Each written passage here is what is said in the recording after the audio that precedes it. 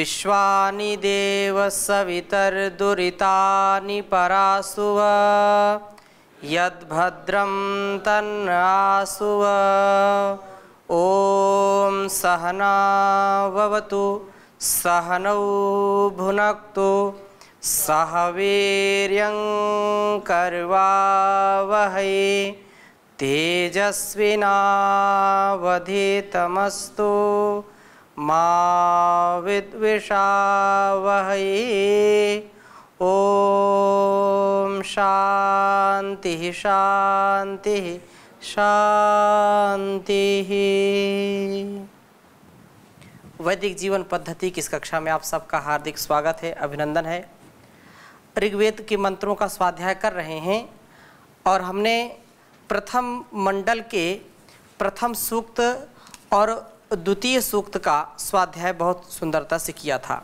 बीच में एक हमने तृतीय सूक्त का भी एक दिन मंत्र हमने लिया था।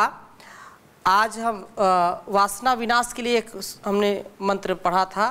आज और एक विशेष मंत्र है जिसमें अशोषण अद्रोह हमारे अंदर हो, हम किसी का शोषण करने वाले ना बने बल्कि पोषण करने वाले बने, किसी से हम द्रोह ना करें, अद्रोही बने, देशभक्त बने, देशद्रोही ना बने, व्यक्ति और समाज के उत्थान के लिए सदा सर्वदा सर्वत्र प्रयत्न करने वाले बने, कभी भी हम विघटन करने वाले ना बने, संगठन करने वाले बने।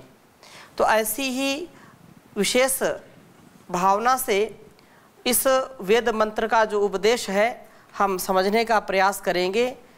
कहा ओम विश्वे देवासो अस्त्रिधा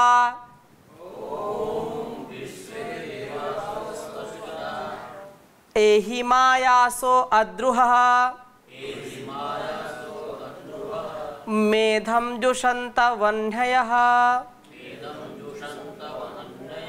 ओम विश्वे देवासो अस्त्रिधा एहि मायासो अद्रुह मेधम जुषन्त वह्नयः।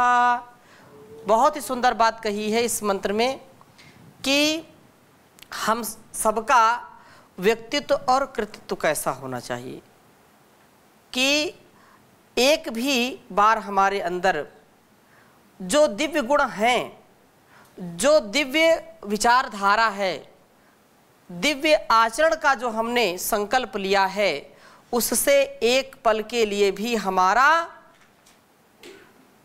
पतन ना हो, एक पल के लिए भी हम उससे विपरीत आचरण ना करें।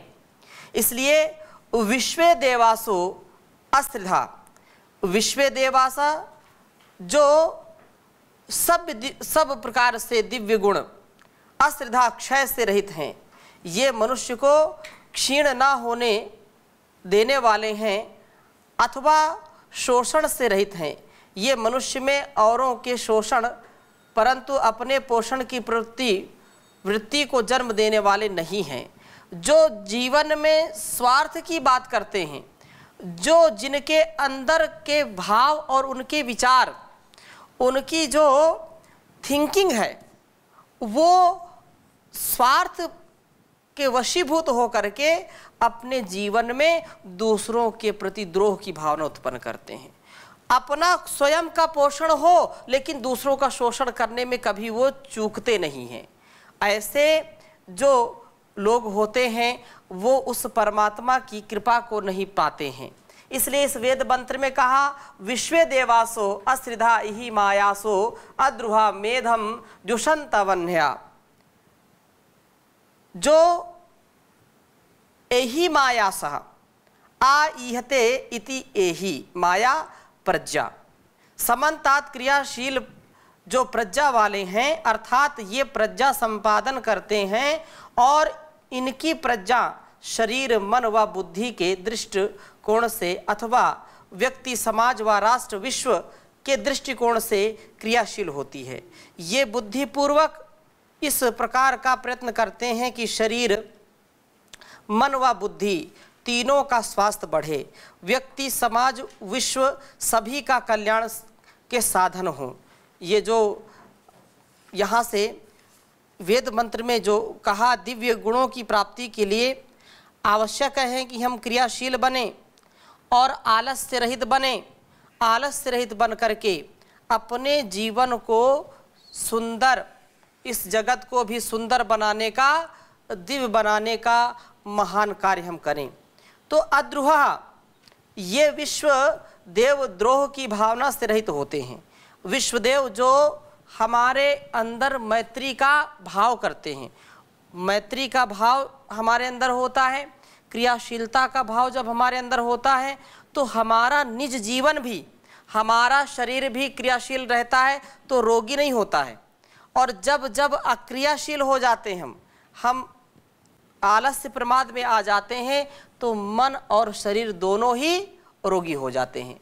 ऐसे ही इस संसार में जो लोग क्रियाशीलता के साथ इस समाज और राष्ट्र का, परिवार का जो भरण पोषण करते हैं, तो वो कभी अपने जीवन में पतन को नहीं प्राप्त होते हैं। वे विश्वदेव द्रोह की भावना से रहित होते हैं। द्रोह की भावना जब आती है तो निश्चित रूप से व्यक्ति प्रेममय जीवन, शांतिमय जीवन और परस्परता युक्त जीवन नहीं जी पाता है।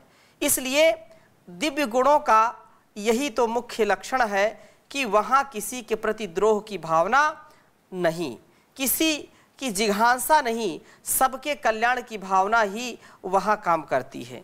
कल्याण की भावना जब होती है तो व्यक्ति संसार में अपने परिवार को चलाने के लिए व्यापार करता है, शोषण नहीं करता है।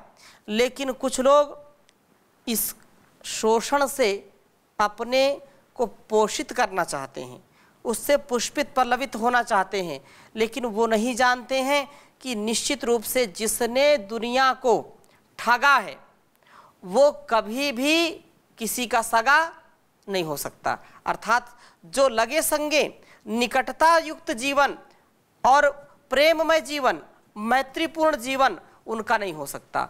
एक बार व्यक्ति के स्वभाव में स्वार्थपरता आ जाती है, यदि वो दूसरों को ठगता है, वह अपने स्वार्थ के लिए दूसरों को शोषण उनका करता है, उनको जो शोषित हैं और शोषण उनका करना चाहता है, तो वह कभी भी दिव्य भावना से, दिव्य गुणों से युक्त नहीं हो सकता है।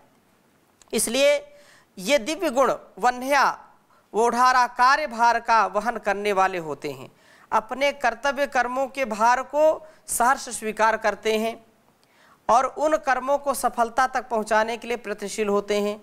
जो दिव्य गुणों वाला होता है वही निश्चित रूप से कार्यभार को वहन करने वाले होते हैं। जो कहीं ना कहीं अपने स्वभाव से, अपने वाणी व्यवहार से, अपने संस्कार से यदि काम चोरी करना चाहता है तो वो दिव्यता से युक्त नहीं होगा। दिव्यता अर्थात जो हमारे अंदर का मैत्री, करुणा, प्रेम का भाव है, उसमें यदि वृद्धि नहीं होती है, उसमें यदि और पवित्रता से विस्तार नहीं होता है, हमारे भावों की विशालता नहीं आती है, तो निश्चित से हमको इस निश्चित रूप से समझना चाहिए कि वह कर्मों को, जो दिव्य कर्म है, उसको वो सहज स्वीकार नहीं करता और उसके लिए प्रवृत्त नहीं होता है। किसी भी छोटे से छोटे कार्य को करने के लिए बहुत पुरुषार्थ करना पड़ता है, उसके लिए सतत क्रियाशील रहना पड़ता है। छोटा सा कोई शिशु है और माँ उसका पालन पोषण करती है, तो सारे कार्यों को करते करते भी उसका मुख्य कहाँ ध्यान रहता है? बच्चे के ऊपर रहता है। ऐसे ही जो दिव्य गुणों वाले होते हैं, अपने लिए वो विचार करते करते सबसे पहले संसार का विचार होता है उनके अंदर, वो संसार का कार्य करते हैं और साथ साथ अपना भी कार्य करते रहते हैं। ये दिव्य गुण वाले होते हैं, विशाल चरित्र वाले होते हैं।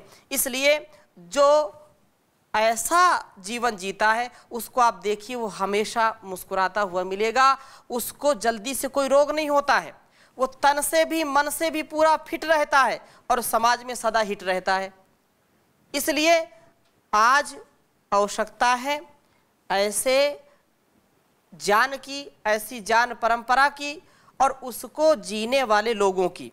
आजकल के युवक युवतियां इस तथ्य को, इस सत्य को नहीं समझ पाते हैं, व्यक्ति इसको नहीं समझ पाते हैं, जिससे समाज, राष्ट्र, परिवार विघटन को प्राप्त हो रहे हैं, टूट रहे हैं, एक दूसरे से छूट रहे हैं।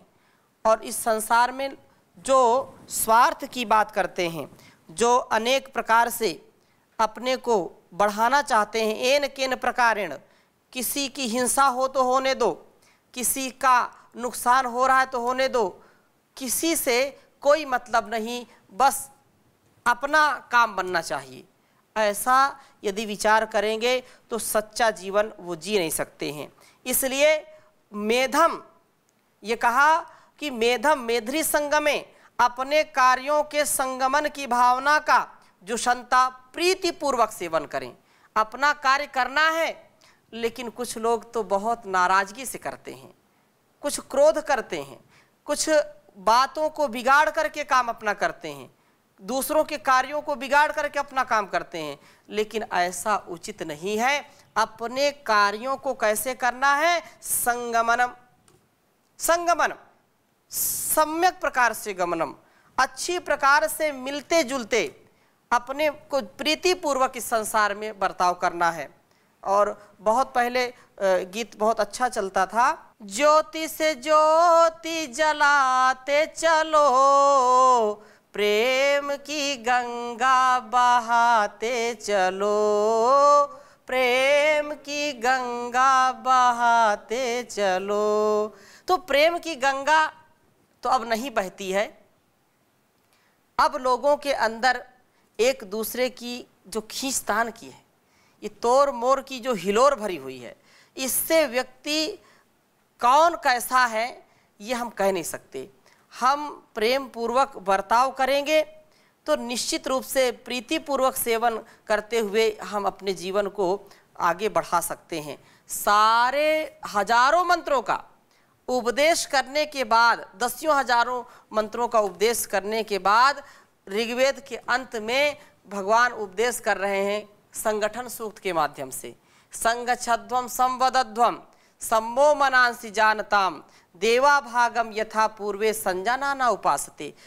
क्योंकि वो जानते हैं कि जान तो बहुत हो जाएगा इनको, लेकिन जब तक परस्परता नहीं आएगी, जब तक एक दूसरे से प्रीतिपूर्वक व्यवहार नहीं आएगा, तब तक ये जान अधूरा है, इस जान से कुछ मिलने वाला नहीं है। अतः हमको सदा सर्वदा इस बात पर विश्वास रखना चाहिए, इस बात को हमको अपने जीवन में उतारना चाहिए कि हम सदा मिलजुल करके कार्य करें, सदा एक दूसरे के अशोषण के साथ पोषण युक्त जीवन जिएं, किसी के साथ द्रोह न करके अद्रोह पूर्वक जीवन जीने का प्रयास करें। किसी से हम, अब छोटे छोटे बच्चे हैं, वो भी माता पिता की बात नहीं मानते, घर में ही भ्रष्टाचार शुरू, घर में ही फौजदारी हो रही है, घर में ही लोग एक दूसरे के जो है विपरीत आचरण करने वाले हैं। 5 सदस्य, लेकिन उनमें भी क्या है? टकरार है। अब 5 सदस्य घर में हैं, कभी वो समय था कि 50 लोग भी एक घर में होते थे और तो भी बहुत प्रेम पूर्वक रहते थे। आज 5 लोग घर में हैं, 3 लोग घर में हैं, तो भी एक दूसरे की बात मानते नहीं है, एक दूसरे का हृदय, एक दूसरे के विचार, एक दूसरे के व्यवहार एक दूसरे से मिलते ही नहीं है, विपरीत आचरण हो गया है। तो ऐसी परिस्थिति में कैसे समाज को, कैसे इस जीवन को श्रेष्ठ और ज्येष्ठ बनाएंगे? वेद का यह उपदेश है कि संगच्छध्वम, प्रभु के इस निर्देश को यदि हम सम्यकतया जीवन में क्रियान्वित करते हैं तो ये न देवा न वयंती, देव लोग तो विरुद्ध दिशाओं में चला ही नहीं करते, वे तो मिलजुल करके चलते हैं।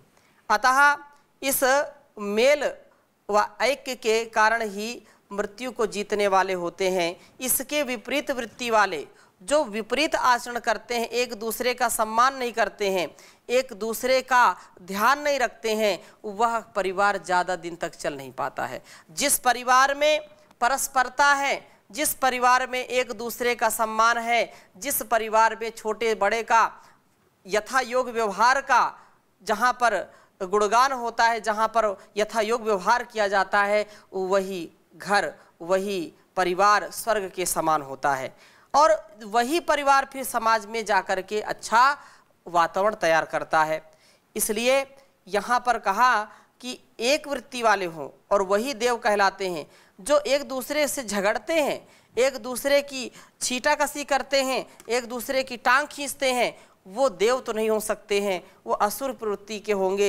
इसलिए कहा मिथो विघ्ना नाम उपयंतु मृत्युम, एक दूसरे के कार्य को विहत नष्ट करते हुए मृत्यु के मार्ग का अनुक्रमण करते हैं। जो असुर होते हैं वो मृत्यु से कभी बच नहीं पाते हैं, वो मृत्यु के आगोश में आ जाते हैं, काल का वह बहुत जल्दी शिकार हो जाते हैं। इसलिए कहा कि देवताओं में हिंसा व द्रोह नहीं होते हैं। यदि हम मनुष्य हैं और देवता बनना चाहते हैं, सच्चे अर्थों में अपने जीवन को समुन्नत करना चाहते हैं, तो इसके लिए आवश्यक है कि हमारे अंदर का जो द्वेष का भाव है, जो द्रोह का भाव है, जो एक दूसरे के शोषण का भाव है, तो ये हमको इनसे ऊपर उठना पड़ेगा और कार्यों को जो है समाप्ति तक ले जाने वाले बनना पड़ेगा हमको। इनकी प्रज्ञा व्यापक उन्नति वाले कर्मों को सिद्ध करती है। इसलिए इस तथ्य को, इस सत्य को हम जानें और अपने समाज को, अपने परिवार को, अपने राष्ट्र और पूरी दुनिया को यदि हम इस ज्ञान परंपरा में उतारना चाहते हैं, इस ज्ञान परंपरा से घर घर में स्नेह, प्रेम, करुणा, एक दूसरे के सम्मान की यदि हम कल्पना करते हैं, तो यह निर्णय जो वेद का है, जो आदेश उपदेश संदेश है, इसको जरूर अपने जीवन में उतारना चाहिए और राष्ट्र का सम्मान बढ़ाना चाहिए। और यह संसार एक दूसरे के प्रति जब कृतज्ञता का भाव रखता है, तभी वास्तव में समाज भी बढ़ता है, राष्ट्र भी बढ़ता है। और यदि एक दूसरे का पोषण न करके शोषण करना चाहते हैं, परिवार में एक दूसरे को दबा करके आगे बढ़ना चाहते हैं, तो वो परिवार भी नहीं बढ़ पाता है और जहाँ जहाँ वह व्यक्ति जाता है वहाँ वहाँ हानि ही करता है। और आज का जो समय है कुछ ऐसा ही है, विपरीत परिस्थितियाँ हैं, एक दूसरे की बात नहीं मानते, एक दूसरे के प्रति द्रोह का, वो अगर सही भी बात कहेगा व्यक्ति तो बोले ना ये तो हो ही नहीं सकता, जबकि वो जब वो स्वयं वही बात बोलेगा हाँ ये ठीक है, तो उसको स्वीकार कर देते हैं। लेकिन यदि वही बात कोई अगला व्यक्ति करता है तो हमारे अंदर वो अस्वीकार्यता आ जाती है। इस दृष्टि से कभी समाज अच्छा नहीं चल पाता है। एक बहुत सुंदर बात कही है, धन खूब कमा आनंद मना, पर ऐसा कोई अपराध न कर, अपना घर द्वार बसाने को औरों का घर बर्बाद न कर। तू करता है व्यापार अगर, ना नकली दे न मिलावट कर, ले उचित दाम जो होते हैं, वृथा ही किसी से विवाद न कर। अधिकारी बन अधिकार जमा, रिश्वत का पैसा नहीं कमा। अब उल्टी विपरीत स्थिति है, उल्टी गंगा लोग बहा रहे हैं। जब नौकरी मिलती नहीं तो नौकरी के लिए रहते हैं, और जब नौकरी मिल जाती है तो बोलते हैं कि ऊपरी कमाई कितनी है, कितना ऊपर कमा लेते हो, और जितना ऊपर कमा लेता है उतना अच्छा उसको लोग अच्छा अफसर मानते हैं। ये समाज की विपरीत स्थिति है और ऐसे समाज कभी भी उन्नति को प्राप्त नहीं कर सकता है। उसको 10,000, 20,000, 50,000, चाहे 1,00,000 रुपए प्रतिमाह मिलते हों, लेकिन दुर्भाग्य ऐसा है कि जो व्यक्ति जितना जो है अधिक धन कमाता है, उतना उसकी पिपासा और बढ़ती जाती है, उतना वो और चाहता है कि 1,00,000 मिल रहे हैं तो इनको अलग ही रखो, इनसे बिल्कुल खर्च नहीं करना, जो ऊपर की कमाई है, रिश्वत की कमाई है, उसी से खर्च करना है। तो कह रहे हैं निष्पक्ष न्याय की नीति बना, और मूल्यों की इमदाद न कर। नेता बन पर पाप कसाबे, भोली जनता भटकावे ना। परमार्थ दिल को भावे ना, स्वार्थ की याद न कर। निर्बल असहाय गरीबों को, पर कर्तव्य में प्रमाद न कर। धन खूब कमा आनंद कमा, पर ऐसा कोई अपराध न कर। अपना घर द्वार बनाने को औरों का घर बर्बाद न कर। अपना घर बनाएं, अपने जीवन को अच्छा बनाएं, अपने जीवन में सुख शांति पाएं, अपने परिवार को अच्छा चलाएं, अच्छा बनाएं। ये सबका नैतिक कर्तव्य है, सबका परम कर्तव्य है, परम धर्म है, स्वकर्तव्य है। लेकिन अपने आनंद के लिए, अपने सुख के लिए, अपने बच्चों के सुख के लिए हमको सदा स्मरण रखना चाहिए कि किसी का हम कभी भी शोषण ना करें, किसी के साथ द्रोह ना करें। किसी भी जो निर्दोष व्यक्ति है, निर्धन है, असहाय है, उसका कभी भी हम किसी प्रकार से शोषण ना करें। हमारे जीवन में सदा ऐसा व्यवहार हम करें कि वह हमारे वाणी व्यवहार से भी, हमारे कृतित्व व्यक्तित्व से भी उसको सुंदर कुछ सीखने को मिले, उसका स्वयं का जीवन अच्छा बने। और जहाँ यह बात होती है, जहाँ जिसके जीवन में यह सौगात होती है, तो निश्चित रूप से उसका जीवन अच्छा बन जाता है। और यदि ऐसा नहीं कर पाता है तो एक न एक दिन वह स्वयं अपने जीवन को नष्ट करता है तथा दूसरों के जीवन में भी अंधकार ला देता है। इसलिए उस परमात्मा से सदा प्रार्थना करनी चाहिए कि मैं, जो मेरे गलत कर्म हैं, जो मेरे अंदर की बुरी भावना है, उसको मैं दूर करता जाऊं। और क्या बात कही, ओम सुख कंद से, ओम सुख कंद से सच्चिदानंद से याचना है। श्रेय पथ पर चलूं कामना है, श्रेय पथ पर चलूं कामना है। कृत कुकर्मों की जब याद आती, आँख है अश्रु धारा बहाती। मन में संताप की घोर अनुताप की वेदना है। श्रेय पथ पर चलूं कामना है, श्रेष्ठ पद पर चलूं कामना है। पाया नर तन न पर साधना की, कुछ न ईश आराधना की। मन में तृष्णा भरी काम मद लोभ की, मन में तृष्णा भरी काम मद लोभ की वासना है। श्रेय पथ पर चलूं कामना है। भक्त जन की सुनो करुण कविता, विश्व दुरितों के हे देव सविता। दूर कर दीजिए, भद्र भर दीजिए भावना है। श्रेय पथ पर चलूं कामना है। स्वस्ति पंथा मनुचरेम भगवन, सूर्य चंद्र के तुल्य भगवन।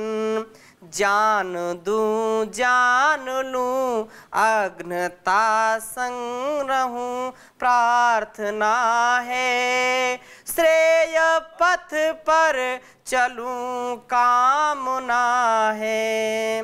सुपथ पर ले चलो सर्व ज्ञाता, कुटिल अघ से बचूं सर नवाता। मुझको दे दो आत्मबल, जिससे होवे सफल साधना है। श्रेय पथ पर चलूं कामना है। ओम सुख कंद से सच्चिदानंद से याचना है। श्रेय पथ पर चलूं कामना है। श्रेय पथ पर चलूं कामना है। ओम शांति शांति शांति।